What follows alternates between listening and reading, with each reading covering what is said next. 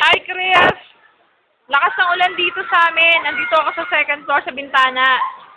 Yan si Nelson. Hanggang bewang yung tubig. Ayan yung terrace. Kaso lakas talaga ng ulan. Yan.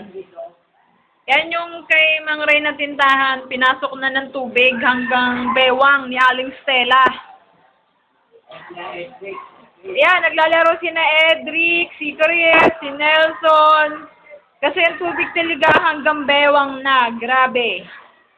Ayun yung tindahan ni Mang Ray, oh. Tingnan mo. Parang naging dagat na siya. Yan, naglalaro si Liesel, si Pinky, si Boji. Ito yung harap ni Aling Stella. Ito yung kay Aling Corang bahay, oh. Bali, nandito ako sa second floor ng bago mong building. Yan si Nelson, si Boji. Tapos yan yung kay Aling Stella. Grabe, umaapaw din yung ilog. And then, ayun yung papunta sa Kusot na street. Bahang-baha din. Hanggang bewang. Ayan o, dami ding basura. So, yan yun. Dito ako second floor. Pababa ako dito sa inyo. Yan. Dito, ang daming gamit na nakalagay. Yan, ito yung sa inyo, oh.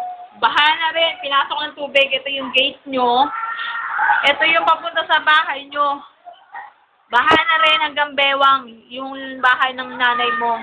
Yan si Kuya Nelson mo. Naglalaro. Yan yung papunta kay Mang Ray, oh. Grabe, as in. Hanggang bewang, Chris. Yan, oh. Ay, nako. Talaga, grabe. Yan, sina Pinky, sina Liesel. Yan. Parang ginawan dagat. Yan si Edric. Si Chris.